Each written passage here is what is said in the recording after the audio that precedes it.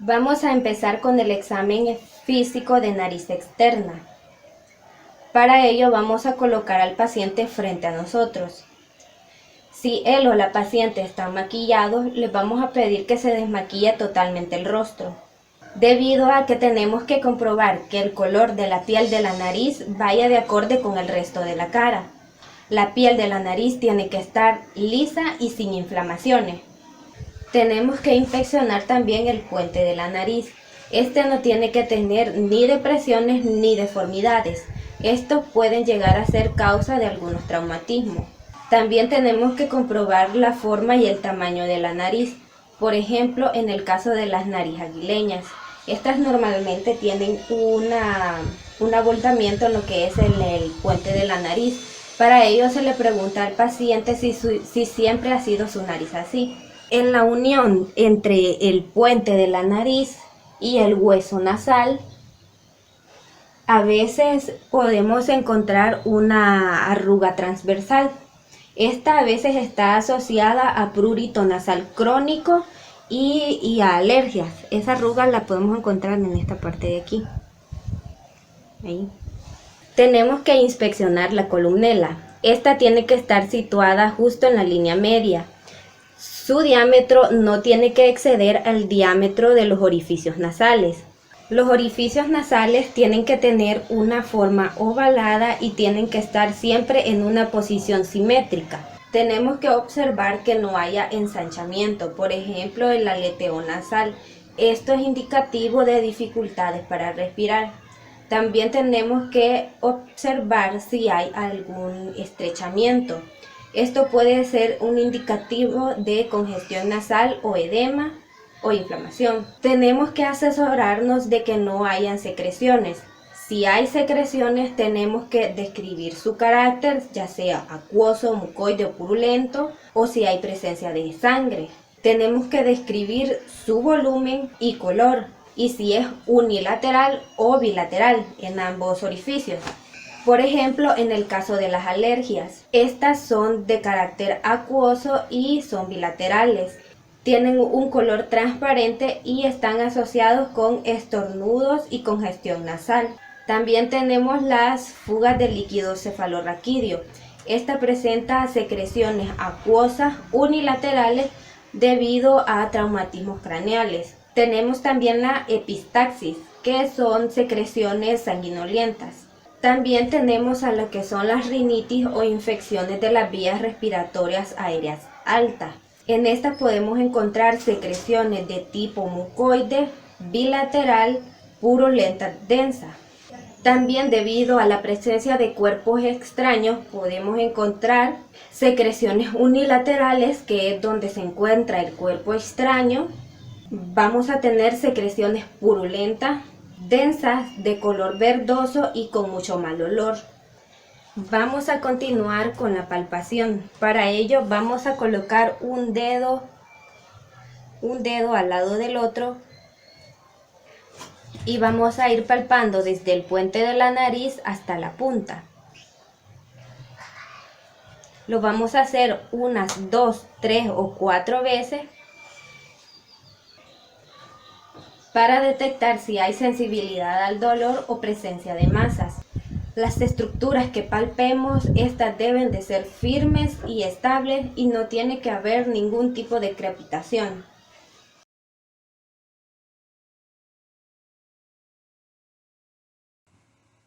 Para la exploración del tabique nasal tenemos que dirigir la luz hacia el tabique y observar por la ventana contraria. Si hay perforaciones del tabique, aparecerá una mancha de luz blanca brillante a través del mismo. El tabique intacto tiene que mostrar un color rosa brillante suave. A su vez tenemos que inspeccionar a través del espéculo la forma y la posición del tabique. Tenemos que tratar de ver los cornetes inferior y medio, el tabique nasal y el paso estrecho entre ellos. Es normal que lleguemos a observar cierta asimetría de ambos lados. Ahora realizaremos el método alternativo para la técnica del examen físico de la nariz interna, el cual se utiliza un espéculo de Viena. En este caso, como no contamos con un espéculo de Viena, podemos utilizar lo que son las manos. Como primer lugar, lo que tenemos que hacer es inclinar ligeramente la cabeza del paciente hacia atrás. Luego colocamos el dedo pulgar en la punta de la nariz del paciente y con una lamparita procedemos a evaluar lo que son el meato y el cornete medio. En cuanto a la exploración física interna de la nariz, lo que esperamos es que haya una mucosa y unos cornetes brillantes y que sean de color rosa intenso. No es normal que encontremos enrojecimiento aumentado de la mucosa o un enrojecimiento de inflamación localizados en el vestíbulo, ni tampoco que encontremos que los cornetes sean de un color gris azulado o un color rosa pálido. En cuanto a la forma, el tabique tiene que estar pegado a la línea media y tiene que estar de una forma recta. Tiene que ser más grueso hacia adelante que hacia atrás y los cornetes inferiores y medios tienen que ser visibles. No es normal que encontremos una asimetría de las cavidades nasales posteriores o una desviación del tabique. En cuanto a su condición, es normal que encontremos una presencia de película de secreción transparente sobre el tabique y es posible también que exista una presencia de pelos en el vestíbulo. Los cornetes también tienen que tener una consistencia firme. No es normal que encontremos una secreción, una hemorragia, costras, masas o lesiones dentro de esta y tampoco que los cornetes estén hinchados o edematosos. Tampoco es normal de que exista un tabique perforado o que existan pólipos.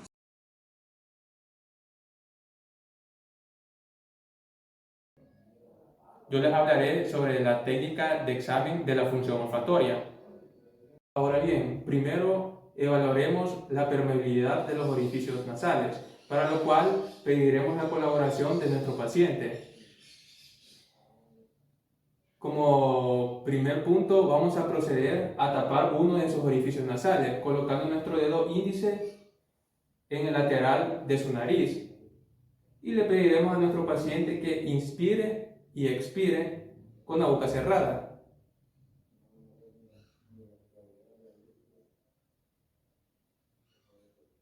Ahora bien, repetiremos el mismo procedimiento, pero esta vez con el orificio nasal opuesto. Y pediremos a nuestro paciente que inspire y expire con la boca cerrada.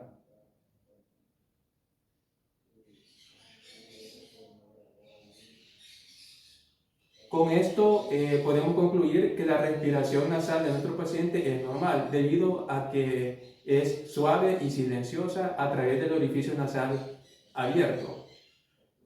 Ahora, como segundo punto, evaluaremos la función olfatoria. Es muy importante mencionar que ya se le explicó al paciente que será expuesto a diferentes olores y que posteriormente tendrá que identificarlos. Para esto debemos de disponer de dos viales, cada uno con un aroma familiar diferente. El primero de ellos va a contener lo que es café y el segundo de ellos va a contener lo que es jabón. Es muy importante asegurarnos de que estas sean sustancias no irritativas para nuestro paciente. Ahora bien, le pediremos a nuestro paciente de su colaboración, para lo cual le diremos que cierre ambos ojos. Posteriormente vamos a proceder a obstruir una de sus fosas nasales para verificar la olfacción en la que quede permeable. Para esto es importante acercar lo que es el vial que contiene el aroma, acercarlo bajo su nariz y pedirle al paciente que inspire profundamente para que el aroma pueda llegar a la parte superior de su nariz y arremolinarse alrededor de la mucosa olfatoria. Posteriormente le vamos a preguntar a nuestro paciente si puede percibir un olor. Sí, ¿Qué aroma puede percibir? percibo aroma a café. Excelente. Ahora bien, es importante mencionar que se debe permitir un periodo corto de reposo entre cada aroma, debido a que al hacerlo demasiado rápido puede llegar a confundirse el sentido del olfato. Ahora bien, vamos a proceder a obstruir la fosa nasal contraria y a repetir lo que es el procedimiento utilizando un vial que contiene un aroma diferente. Le pediremos a nuestro paciente que inspire profundamente y le preguntaremos si puede percibir un olor. Sí, ¿Qué aroma puede percibir? percibo aroma a jabón. Excelente. Con esto podemos concluir que los resultados obtenidos fueron los esperados, debido a que el paciente es capaz de percibir y generalmente identificar los olores en cada una de sus fosas nasales.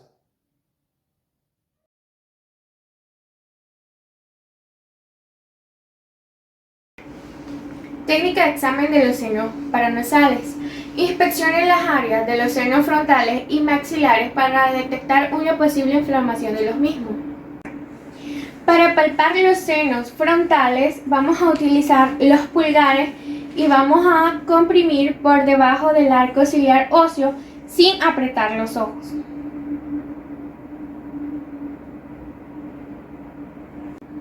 Para la palpación de los senos maxilares vamos a presionar sobre la apófisis cigomática y vamos a emplear nuestros pulgares o los dedos índice y medio de cada mano para palpar dichos senos. No se debe registrar lo que es sensibilidad dolorosa ni inflamación de los tejidos blandos y lo haremos de esta forma.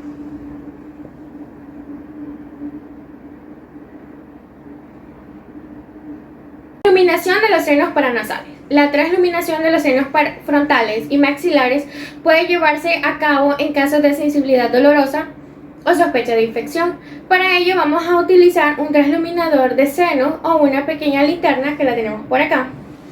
Para transluminar los senos maxilares vamos a oscurecer lo que es por completo nuestra sala.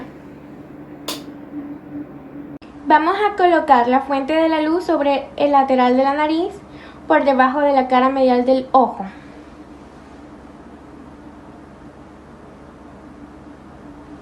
Luego vamos a observar a través de la boca abierta de nuestro paciente para detectar la iluminación en el paladar duro.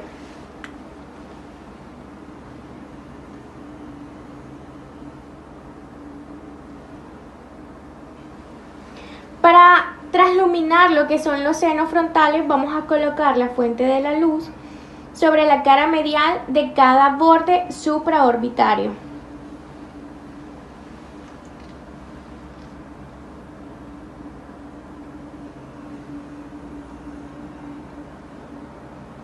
Luego vamos a buscar un tenue reflejo rojo inmediatamente por encima de lo que es la ceja. Y para esto vamos a colocar nuestra mano así.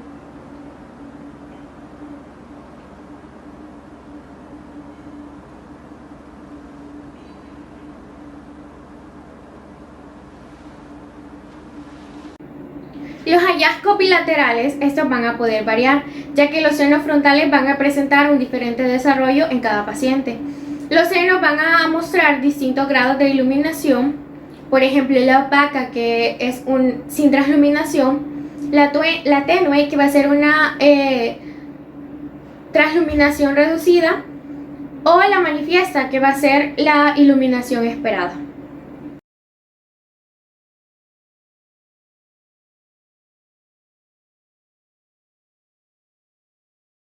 Doctor y compañeros, tengan buen día. En esta oportunidad, como integrante del grupo de laboratorio número 3, me corresponde iniciar con lo que es la exploración física del oído, que corresponde a la primera parte de esta práctica. Antes de iniciar con lo que es la exploración física, es importante tener en cuenta algunas recomendaciones para realizar una buena técnica. Primero, debemos realizar este procedimiento en un lugar donde sea privado para el paciente, donde no exista ruido y donde exista lo que es una buena iluminación. Posteriormente, debemos tener todos los materiales necesarios a utilizar y verificar su correcto funcionamiento. Además, debemos de utilizar el espéculo adecuado para el tamaño del oído del paciente. Debemos realizar una técnica antiséptica en cada uno de los materiales a utilizar y debemos pedirle al paciente que si tiene objetos como aretes, lentes o prótesis auditivas, es importante que se las retire para que no interfieran con el procedimiento. Finalmente, debemos realizar lo que es una técnica antiséptica de lavado de manos antes y después de realizar el procedimiento. Para empezar con lo que es la exploración física del oído, vamos a tener en cuenta solo aquellas estructuras que conforman el oído externo, como es el pabellón de la oreja, el conducto auditivo externo y la membrana o el tímpano. Como primer punto de la exploración física del oído, el primer paso corresponde a la exploración de lo que es el pabellón de la oreja. Esto lo vamos a hacer mediante dos técnicas semiológicas. La primera es mediante la inspección directa y la segunda es mediante la palpación. Para lo que es la inspección directa, primero debemos posicionarnos frente al paciente y observar si existe o no simetría entre lo que es los pabellones de la oreja. En este caso podemos observar que existe simetría. Posteriormente pasaremos a analizar lo que es el pabellón de la oreja mediante la técnica de inspección directa. Lo que vamos a hacer es que primero con el oído derecho vamos a observar si existe algún tipo de deformación o si existen lesiones cutáneas en los tejidos que rodean la oreja. Después vamos a observar si existe una inserción normal, para lo que vamos a utilizar la línea basal de Reddy, que consiste en trazar una línea desde lo que es el ángulo externo del ojo hasta la inserción de la oreja.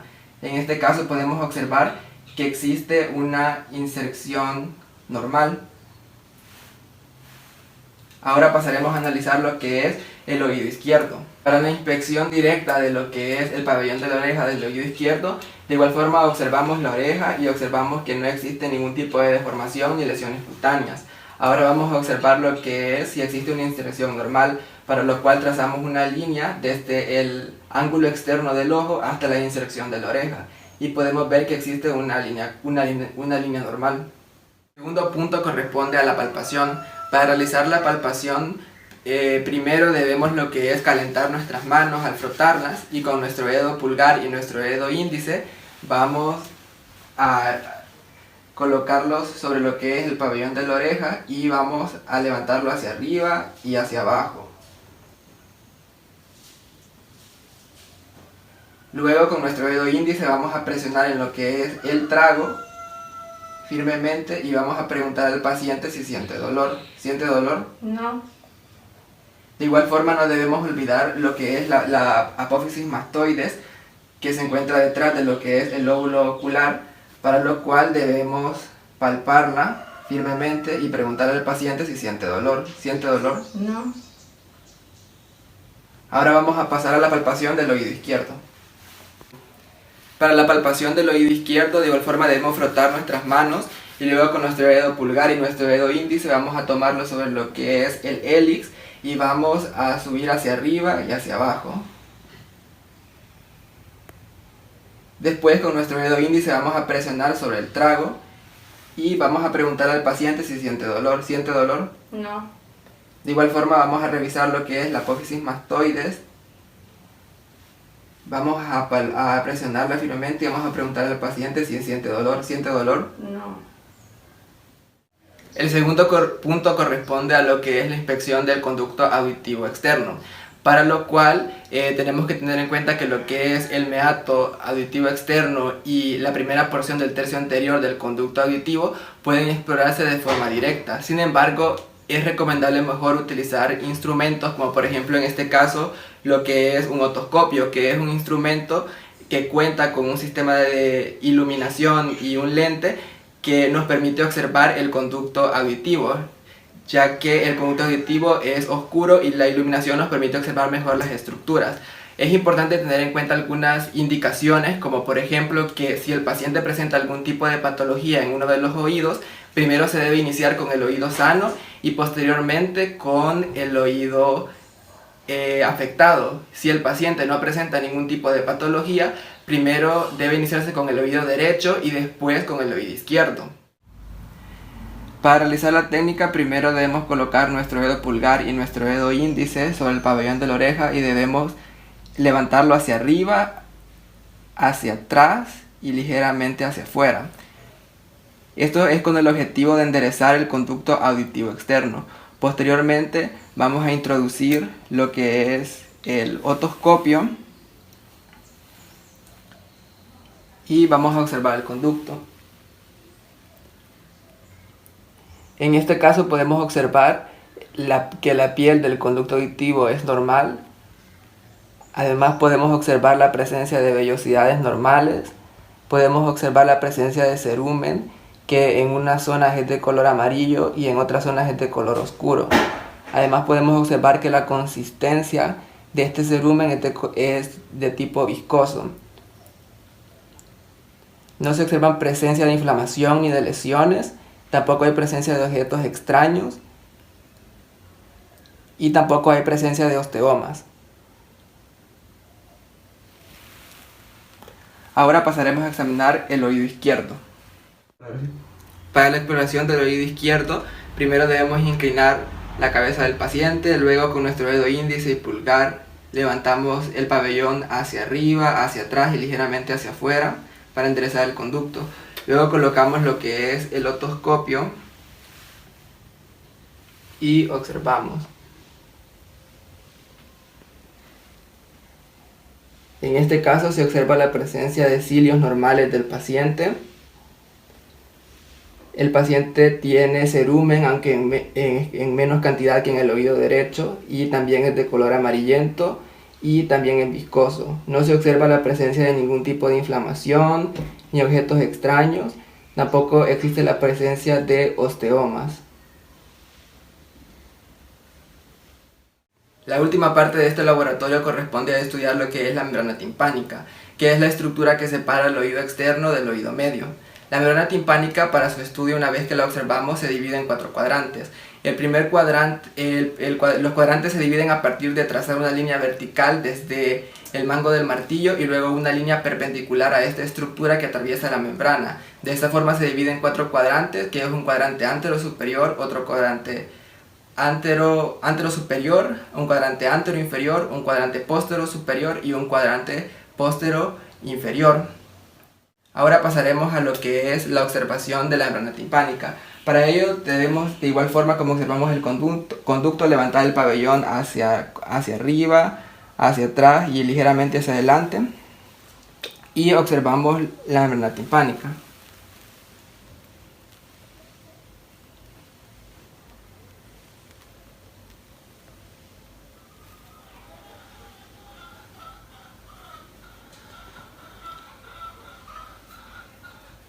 En este caso, la membrana timpánica se puede observar que no existe ningún tipo de perforación y la observamos de un color grisáceo transparente.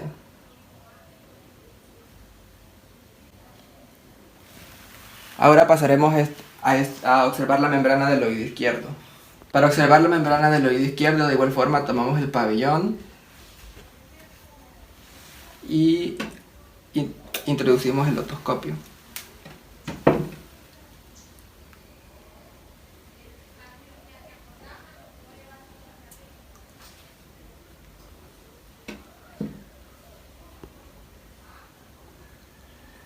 En este caso también observamos un color grisáceo perla transparente y tampoco se observa la presencia de perforaciones en la membrana timpánica. Y de esta forma terminamos lo que es la exploración física del oído externo.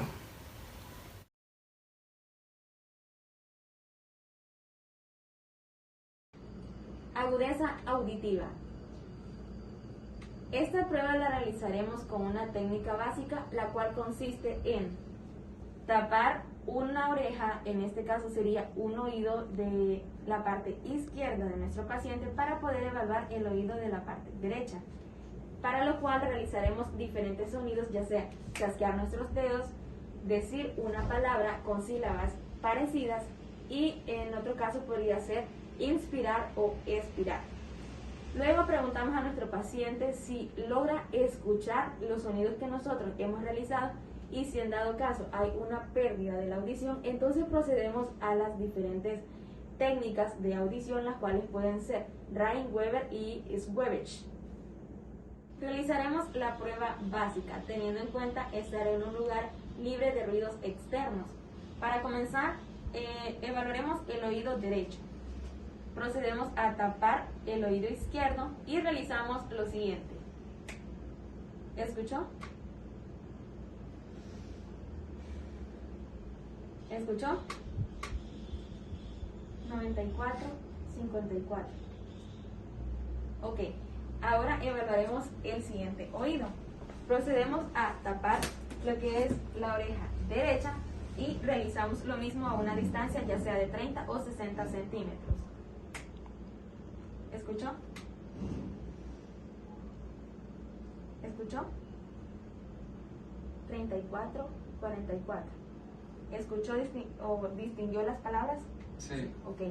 Al haber una dificultad o al haber pérdida de la audición, entonces procedemos a realizar las diferentes técnicas, las cuales pueden ser 3. La técnica de Rhine, de Weber y de Schwebech. Pruebas de Weber. Para esta prueba se colocará el diapasón en la línea media del cráneo de nuestro paciente con el diapasón ya vibrando y lo colocaremos de esta manera. Seguidamente preguntaremos en qué parte se escucha el sonido, si a los laterales o al centro. ¿En qué parte escucha el sonido? Ambos, centro. Prueba de Rhine. En esta prueba se compara la percepción sonora por medio de las vías óseas y aerotimpánicas. Con un reloj en segundera vamos a checar cuánto tiempo nuestro paciente escucha el sonido por medio de la vía ósea, colocándole sobre la apófisis mastoidea.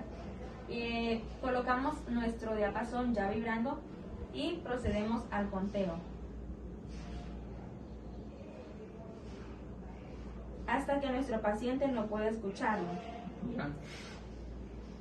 De acuerdo.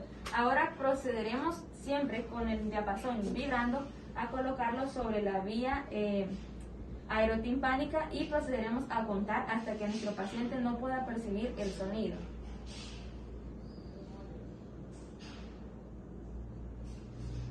Ya. Usualmente predomina la conducción aérea denominándose como positiva. Prueba de Schwebech. Para esta prueba lo que debemos realizar es lo siguiente. Con el diapasón ya vibrante lo colocamos sobre la mastoides de nuestro paciente y contabilizamos los segundos cuando él ya deje de percibir el sonido.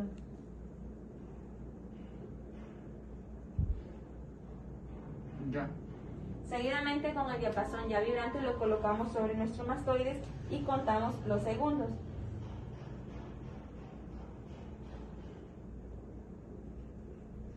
Ya. Si al contabilizar el tiempo se dice que son menos de 18 segundos, entonces es una prueba de Schwebech corta. Pero si sobrepasamos los 18 segundos escuchando el sonido, entonces se denomina como alargada. Los procedimientos que realizamos en estas 3 técnicas las debemos realizar a ambos lados para evaluar ambos oídos.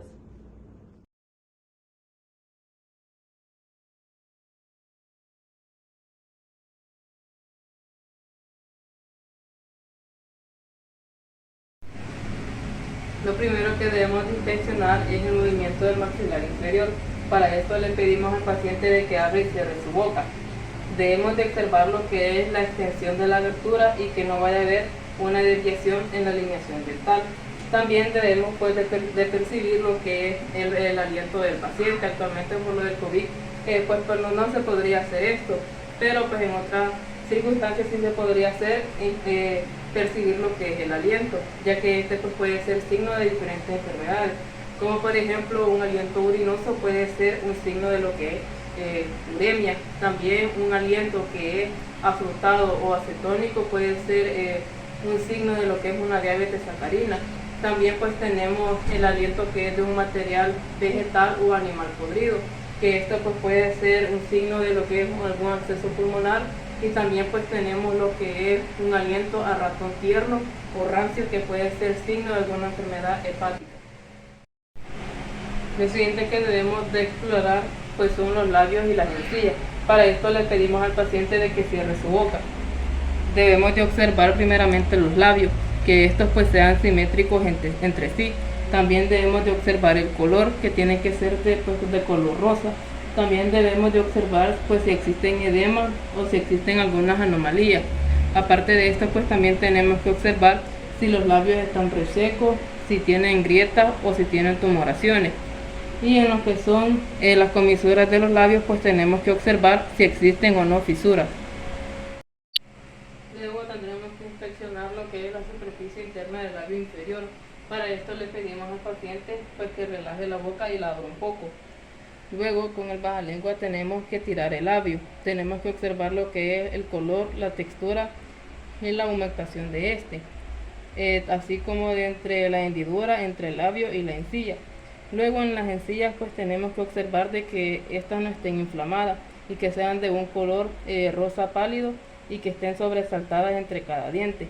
También tenemos que observar si existen manchas de Fordyce, que son granos sebáceos de color crema, blanco o amarillento, que estos pues suelen surgir en lo que es más que todo en la adolescencia debido a cambios hormonales. En este caso aquí no los podemos observar. Luego pues inspeccionamos lo que es el labio superior de la misma manera. Jalamos con el baja lengua el labio superior. Tenemos que observar el color, la textura y la hidratación, así como la hendidura entre el labio y la encilla. También pues debemos de volver a observar lo que son las encías, de que estas no estén inflamadas y que sobresalten entre cada diente y que sean de un color rosa pálido. Y también tenemos que buscar en el labio inferior si existen o no lo que son las manchas de Fordyce. Luego lo siguiente que tenemos que hacer pues es explorar los dientes, los lados laterales de las encías, y también debemos de explorar lo que son los carrillos. Para esto le pedimos al paciente pues que cierre lo que son los dientes y abra los labios. Debemos de observar lo que es pues la oclusión de los dientes. La oclusión pues es la manera en cómo se alinean lo que son los dientes superiores con los inferiores, es decir, cómo es la mordida del paciente. Esto también nos va a ayudar a explorar lo que es el nervio facial. Luego tenemos que explorar lo que son los carrillos. Pues para esto le pedimos al paciente, primero debemos de agarrar lo que es el baja lengua de la siguiente manera. Lo tenemos que agarrar pues con los primeros 3 dedos. Como vamos a explorar lo que es el carrillo derecho, lo tenemos que agarrar con los primeros 3 dedos de nuestra mano izquierda. Y debemos de tomar lo que es la lámpara ya encendida con nuestra mano derecha. Esto pues para que se nos facilite lo que es la visión. Le pedimos al paciente de que abra su boca y observamos lo que es el carrillo derecho, que este tiene que ser pues de un color rojo rosado, y este pues tiene que estar húmedo y suave. El carrillo izquierdo, tomamos lo que es el baja lengua con la mano derecha con los primeros 3 dedos, y con la mano izquierda tomamos lo que es la lámpara ya encendida y procedemos a observar lo que es el carrillo izquierdo de la siguiente manera. También pues tenemos que observar a ambos carrillos que se encuentre lo que es la desembocadura de estenón. Lo siguiente que tenemos que inspeccionar pues son los dientes. Para esto pues tenemos que empezar observando lo que son las arcadas dentales, que en este caso tenemos que tener dos, lo que es la arcada superior y lo que es la arcada inferior. También tenemos que contar el número de piezas dentales, que tiene que ser 32 en total, 16 en la arcada superior y 16 en la arcada inferior, y los tenemos que contar. 1, 2, 3, 4, 5, 6, 7, 8, 9, 10, 11, 12, 13 y 14. En este caso él tiene 14 en la arcada superior porque falta que le crezcan las 2 muelas cordiales. Luego inspeccionamos lo que es la arcada inferior, que también tendría que tener 16 piezas dentales.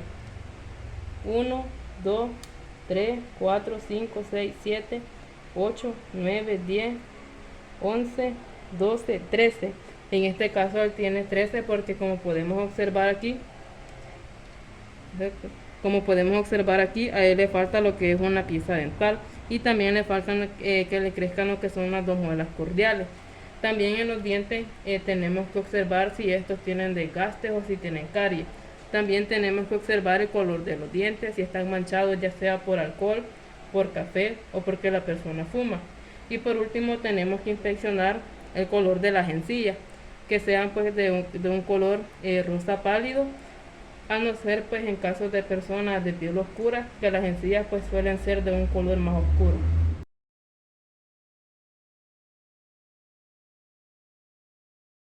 Vamos a iniciar con la inspección de la lengua. Tenemos que decir al paciente que abra la boca y haga un movimiento repetitivo con la lengua hacia afuera, hacia los lados y hacia arriba. Aquí tenemos que observar si hay algún tipo de temblor. También puede haber desviación en el movimiento de la lengua o también limitación del movimiento, ya que esto podría significar que hay algún problema con el par craneal número 12, que es el que inerva los músculos de la lengua. Luego vamos a inspeccionar la cara dorsal de la lengua y la superficie terciopelada de esta. Vamos a observar que la lengua es lisa por la presencia de las papilas filiformes, que son las papilas gustativas. Luego vamos a observar que en la lengua se encuentran manchas rojas en toda la lengua, pero son más prominentes a los lados y en la punta. Estas son las papilas fungiformes. Y por último, pero creo que no se pueden observar, serían las papilas caliciformes que se encuentran en la parte posterior de la lengua. Aquí les dejaré una imagen que estas forman una V invertida. También en la lengua tenemos que buscar cualquier tipo de ulceración en cualquier lado de la lengua. También tenemos que examinar la relación entre el tamaño de la lengua y el tamaño de la cavidad bucal. Ahora vamos a inspeccionar los lados y la base de la lengua. Bien, aquí tenemos que observar que la lengua en la parte de los lados y en la parte de la base es más probable que se origine en cualquier tipo de padecimiento maligno que en la porción superior. Aquí tenemos, como podemos observar, que en su forma normal es lisa. Tenemos que buscar cualquier tipo de placas blancas o rojizas, ya que esto podría indicar una irritación crónica o también una lesión premaligna. Y también en ocasiones se podrían observar venas dilatadas, pero se da más que todo en personas de edad avanzada. Ahora vamos a inspeccionar el piso de la lengua. Tenemos que pedir al paciente que abra la boca y levante la lengua. Entonces, vamos a observar la superficie ventral de la lengua. Como podemos observar, aquí podemos observar que en la lengua se debe presentar de apariencia rosada en su estado normal y también lisa. Podemos observar que a los lados del frenillo se encuentran unas grandes venas entre el frenillo y la franja de la mucosa. Luego observamos también que los conductos submaxilares aparecen como pequeñas aberturas a los lados del frenillo. También son llamados como conductos de Wharton. Aquí vamos a observar que el pliegue sobre la glándula sublingual se observa como un puente en forma de V que apunta hacia la base de la lengua.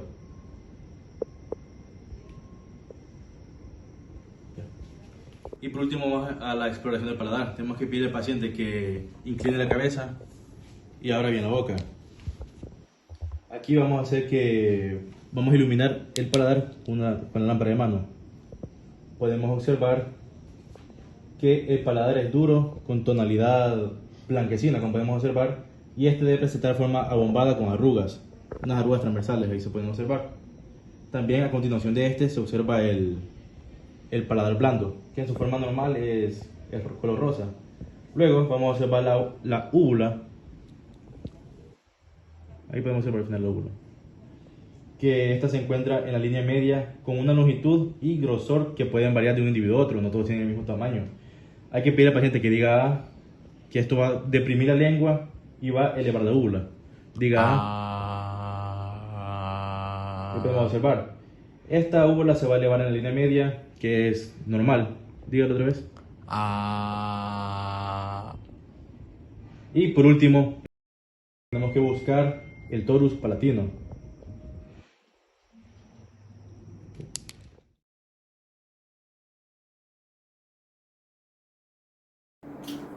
Ahora pasaremos lo que es a la exploración de la orofaringe, en la cual es visible en la mayoría de los adultos, en la cual se le pide al paciente que incline la cabeza hacia atrás y diga A para poderla observar mucho mejor. También se puede hacer uso de un bajalengua para poder observar mucho mejor lo que es la orofaringe, y para registrar lo que son los hallazgos se utiliza una mnemotecnia de memoria fotográfica, ya que solo tenemos unos segundos para poder observarla.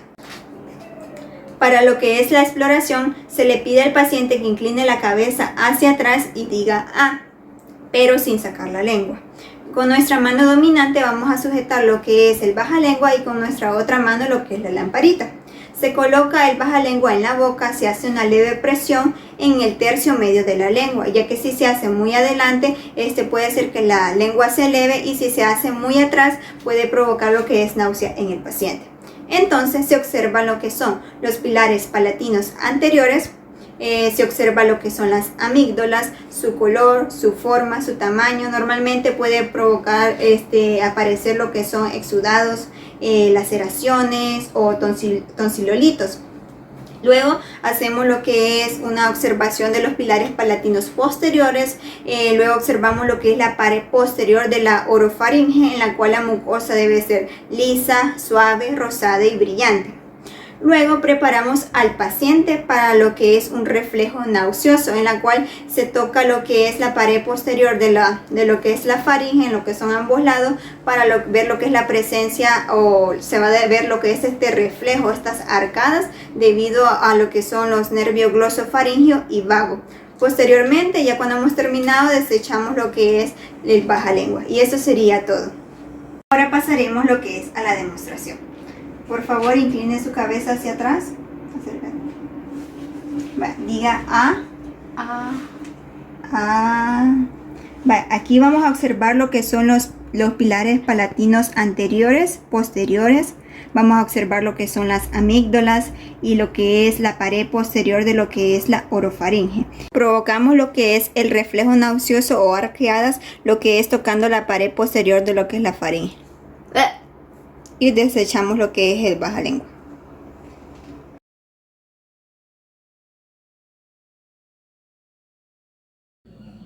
Ahora vamos a realizar lo que es la palpación. Toda área sospechosa de la cavidad oral siempre debe palparse, incluyendo lo que es la base de la lengua, ya que es un área que no se visualiza en el examen físico. Ahora vamos a palpar lo que es la articulación temporomandibular. Lo primero que debemos realizar es calentar nuestras manos. Después vamos a colocar nuestros dedos índices de manera simultánea delante del trago de ambas orejas. Luego vamos a ejercer una presión sutil en la zona articular. Después le vamos a pedir al paciente que abra y cierre la boca unas 3 o 4 veces. Esto se realiza en busca de hipersensibilidad o asimetría de los movimientos. En este caso, el dolor se refiere a lo que es en el oído.